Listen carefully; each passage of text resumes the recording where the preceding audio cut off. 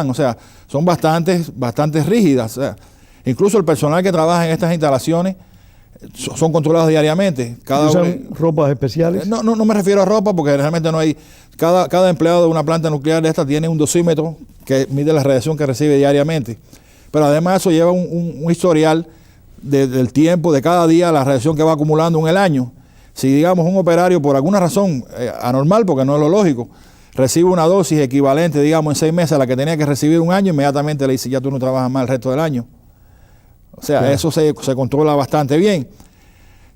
Hay medidas profilácticas, pero, por ejemplo, ahora en estos días hubo un poco furia en los Estados Unidos con comprar las famosas pastillas de yodo, ¿no? El yoduro de potasio, pensando, estas pastillas son efectivas solamente para proteger un poco la tiroides, o sea, el cáncer de tiroides. Pero no el resto del cuerpo. Además, estamos muy lejos de Japón para estar tomando pastillas de yodo, creo, en este momento, ¿no? Posiblemente los japoneses todavía no estén tomando. Todavía no estén tomando, o sea, porque obviamente la única ¿cómo se llama? Barrera efectiva contra la radiación es no exponerse a la radiación o lo más alejado posible. Si usted está muy cerca de una fuente expositora de radiación fuerte, las consecuencias son nefastas en el momento, por supuesto. Ahora, Jorge Luis, quiero repetirte la pregunta porque tal vez no entendí bien. Digamos que una persona sufre radiación que le puede causar cierto daño, cierta afectación en su organismo. ¿Qué posibilidades hay de poderlo curar, de atenderlo, de que se recupere? O simplemente si uno recibe una radiación por encima de lo normal, ya no hay solución. Bueno, sí hay solución, porque quizás los primeros síntomas, esto más bien cae en el campo de la medicina, ¿no? Pero se producen náuseas, vómitos, malestar, este tipo de comportamiento. Por supuesto que si la radiación es a un nivel superior, puede haber cambios a nivel celular. O sea, digamos, hoy mismo hay una incidencia de cáncer determinado en algunas regiones de la antigua Unión Soviética y se achaca indirectamente quizás a las radiaciones sufridas por Chernobyl. En el mismo Japón que lamentablemente... O en Japón, claro, no es lo mismo cuando la bomba atómica, porque hay un punto muy importante ahora que tocamos el tema, y es sobre el término termonuclear. A veces las personas no tienen por qué saberlo, dicen una planta termonuclear, y en realidad yo creo que lo más correcto es decir una planta electronuclear, una planta nuclear. ¿Cuál es la diferencia? Porque el termonuclear se refiere a una reacción nuclear sin control. O sea, como por ejemplo una bomba atómica que el objetivo es precisamente matar a la persona. O sea, no hay. Y sin embargo, en un reactor nuclear es una reacción nuclear controlada, por supuesto. Controlada, por eso existe el sistema que le dije de las barras de boro. Pero a fin de cuentas, y discúlpame, esta es la ignorancia, no es otra cosa. La radiación que puede producir una explosión nuclear puede ser tan mortal como la radiación que pueda escaparse de una planta nuclear de energía eléctrica. No, en una planta de energía eléctrica, de una planta convencional, ¿usted dice? Sí, una planta de energía eléctrica que tiene base nuclear.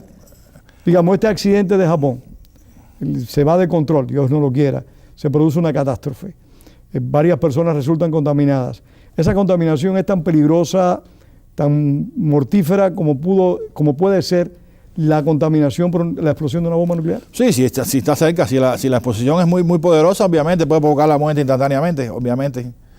Puede provocar hasta quemadura, o sea, todo depende, ya le digo, del tiempo de exposición, de la potencia, de la distancia, todos esos factores, incluso a lo mejor usted está lejano y lo que recibe una dosis pequeña, que es insignificante, no tiene mayor importancia, porque por ejemplo en un tratamiento, digamos, de cáncer, uno recibe radiaciones, pero muy localizadas en determinados sitios y con determinada potencia, y no se repiten en el futuro, o sea, todo está en la exposición que usted reciba, ¿me entiende?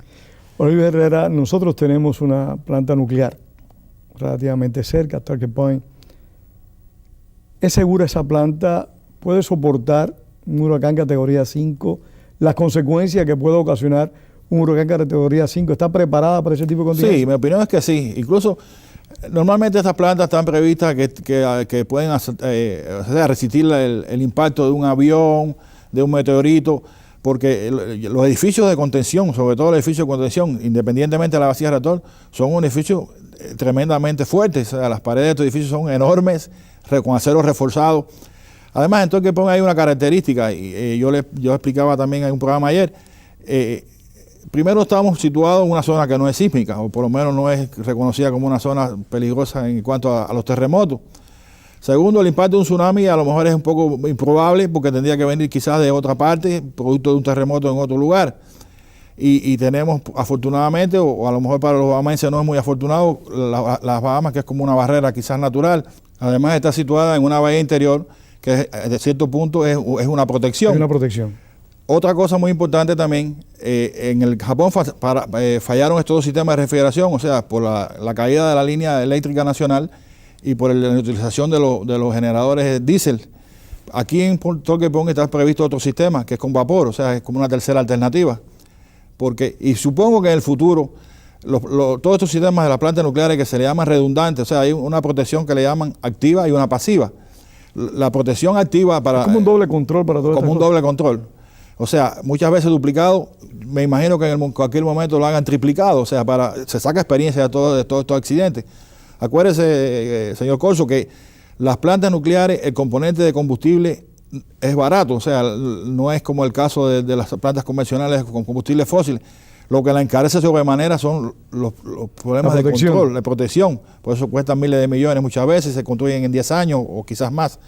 Es precisamente... Es una pregunta que le quería hacer. Cuando una planta nuclear empieza a ser construida, que transcurren varios años, el diseño ya no puede estar obsoleto en un momento determinado. Bueno, no, porque es una tecnología que se domina bastante bien y obviamente si surgen algunas cosas que redunden en la mejoría de la tecnología, se implementa, por supuesto. Yo, por ejemplo, el tsunami, esta palabra, por lo menos los cubanos generalmente, o los latinos, siempre habíamos hablado de maremoto, no de tsunami. Sin embargo, yo esta palabra, la primera vez que oí ya específicamente de tsunami fue cuando vi el proyecto de la planta nuclear que se iba supuestamente a construir en Cuba y se decía que era resistente a un tsunami, o sea, por proyecto, ¿me entiendes? Y esto mismo pasa con el resto de las plantas nucleares en el mundo. Pero es cierto lo que dice, el término tsunami más bien viene del Pacífico. Supongo que de Japón, por supuesto. No es un término sí, el término nuestro es maremoto. Pero que es básicamente lo mismo. Claro, es lo mismo, exactamente lo mismo. Es la consecuencia de un temblor de tierra en el mar, de un terremoto que genera ese número de olas gigantescas. Exactamente. Un maremoto inconcebible fue el que tuvo lugar en Indonesia, que ese sí ocasionó una cantidad de muertos. Pero ahí, esto no tiene tanto que ver con la tecnología nuclear, pero es el ejemplo que hablábamos de Japón, la preparación de Japón para todos estos eventos lamentables, por supuesto. Si se fija, en Japón muchos edificios, o la mayoría de edificios se mantienen en pie, porque ya están hace tiempo diseñados para resistir este tipo de eventos. También he leído en estos días que es un pueblo con una disciplina muy particular. Una cultura. Muy específica. He oído comentarios de hispanoamericanos que estaban en Japón cuando se produjo el suceso y dice que son ciudadanos muy controlados, que no hay aspaviento. Sí, tienen mucha sangre fría. Mucha sangre fría. Y Luis me comentaba hace un rato que incluso uno de los funcionarios japoneses estaba recientemente como disculpando por lo que usted me decía al principio, como que había no dado a conocer toda la información pertinente. Y yo le dije a Luis, no te extrañe que se suicide, porque en la mentalidad japonesa, esta asiática, eso es un sentido de la lealtad, una cuestión de honor, deber muy grande. Una cuestión de honor que no te extrañe que un funcionario de eso hasta se quite la vida si piensa que no cumplió con lo que tenía que cumplir. Hiciste referencia en una parte del programa que creías en la energía nuclear, que consideras que es una energía segura y que debe ser más desarrollada y más implementada. Sí, sin duda alguna. Por supuesto, es mi especialidad pero lo creo firmemente. De hecho, exceptuando a China, que solamente produce creo que el 2 o 3% de la energía eléctrica con plantas nucleares, el resto de las naciones desarrolladas, las potencias todas tienen una buena dependencia de la energética nuclear. China no lo tenía hasta este momento, porque ya se está convirtiendo en la segunda economía del mundo. Sin embargo, tenía planes ahora mismo, ahora hay una moratoria, los chinos han hecho como una moratoria de construir de 27 a 30 plantas más y tenían solamente 12. Porque yo considero que la alternativa de la energía renovable, o sea, las plantas, digamos, ecológicas, en el sentido de, por ejemplo, la utilización de los vientos, la energía eólica, de la energía del solar, son buenas, son opciones válidas, por supuesto, pero a lo mejor no son muy prácticas. Y demandan tal vez más desarrollo y un nivel de inversión, como decíamos hace un rato, mucho más alto quizás. Digamos, poniendo un ejemplo, en el caso de mi país, de su país, en el caso nuestro en Cuba, por ejemplo, que la demanda eléctrica, digamos, sería algo así como un poco más de 3.000 megavatios. Cualquiera de estas dos plantas de Japón produce más electricidad que toda la que consume Cuba. Una planta nuclear de este tipo abastecería a Cuba completa. Sí, cualquiera, Fukushima 1, Fukushima 2 solas abastecerían a Cuba completa. ¿Y es muy costoso construir una planta nuclear? Es costosa, pero a largo plazo. ¿Aproximadamente en cuántos miles de millones? Sale unos cuantos miles de millones. La cifra no la sé porque eso ha cambiado mucho. Pero yo por lo menos considero, sobre todo los países que son altamente dependientes del petróleo, con este sub y baja de los precios del petróleo, y una cosa muy importante, la ecología. Acuérdense que las plantas nucleares en teoría prácticamente no contaminan el medio ambiente. La planta nuclear no tiene una lo que pasa es que con una planta nuclear ocurre lo mismo que cuando hay un accidente del avión. Claro, y además todo el mundo lo sabe. Desastre total. Es un desastre, pero bueno, uno va a tomar un avión ahora y el avión anterior al de uno se cayó y uno no deja tomar el de uno. O sea, uno Seguro sabe que no. eso está en las probabilidades. No hay nada infalible, el hombre no ha construido nada infalible, ¿no? Pero yo me refería a la parte ecológica porque todas estas plantas que usan combustible fósil son altamente contaminantes y las plantas nucleares no. Y antes que se me vaya la idea que tenía en mente, me ponía el caso, por ejemplo, de Cuba. Cuba con 3 plantas nucleares, digamos, en el centro del país, una, como tiene un sistema único, es una ventaja, a lo largo del país, un sistema electroenergético único, pudiera tener, digamos, una planta en Occidente, una en el centro y una en Oriente, y se quita la dependencia que tiene el petróleo. Plantas pequeñitas en todo caso. No tan pequeñitas, pero no al extremo de esta, porque tampoco sería aconsejable una planta concentrar toda la energía. Acuérdense que hay un problema de distribución también, de pérdida por distribución. Poner una planta de ese tamaño tan grande, se produce una situación como esta, se queda el país a oscuras, o la economía, pero puede ser, o sea, digamos de 1000 megavatios en cada parte, en fin, hay diferentes opciones. ¿Crees que, Jorge Luis, que afecte el desarrollo nuclear en Estados Unidos este accidente?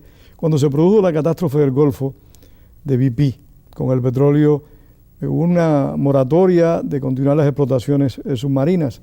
¿Tú crees que ahora se produzca una moratoria de no continuar explorando la posibilidad de desarrollar más la energía nuclear? Sí, obviamente. Cada vez que pasó, cuando Chernobyl pasó con la isla de 3 millas, ahora está pasando, pero por lo menos nuestro presidente Obama ha dicho que tiene la intención de seguir con los planes de desarrollo de energética nuclear. Ya le dije, yo en mi opinión, Estados Unidos se atrasó, dejó muchos años sin construir plantas nucleares. Incluso había como 112 hace unos años atrás y ahora hay 104.